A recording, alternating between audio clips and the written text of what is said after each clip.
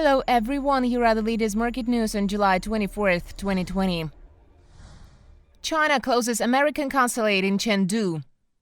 China ordered the U.S. to close the consulate in Chinese city Chengdu on Friday as a retaliation to the United States' demand this week to close China's consulate in Houston amid worsening tensions between two biggest world's economies. The Chengdu consulate was given 72 hours to close or until 10 a.m. on Monday. The agency was opened in 1985 and has almost 200 employees, including about 150 locally hired staff. It was not immediately clear how many are there now after a significant number of U.S. diplomats were evacuated from China during the early stages of the coronavirus outbreak. The U.S. Department of State at the U.S. Embassy in Beijing did not immediately respond to requests for comment. After the announcement, the heavy sell-off arose of the Chinese share markets, leading regional losses with a 3.5% fall in the blue chip index, while the yuan dropped to a two-week low.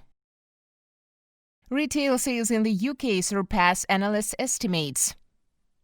The UK retail sales surpassed analyst expectations in June and returned almost to their pre-lockdown level as the customers were able to return to non-essential stores in England due to reopening in the middle of the month. June's retail sales rose 13.9% from May, higher than the average 8% growth forecast. Compared with June 2019, sales were 1.6% lower, while experts estimated 6.4% fall. Meantime, Friday's figures showed that retail sales dropped by 9.5% over the second quarter compared with the first 3 months of the year. Online spending, which jumped at the start of the lockdown, fell to 31.8% of overall spending due to reopening of shops, but remained much higher than February's 20%. Vodafone set to list its towers business in 2021.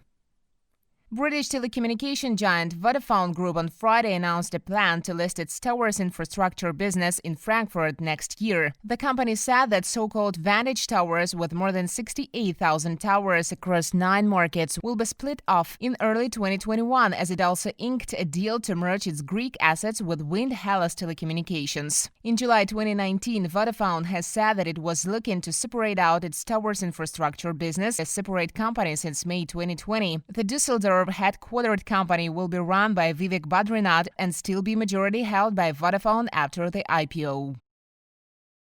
Intel falls, AMD rises amid delay for 7nm chips.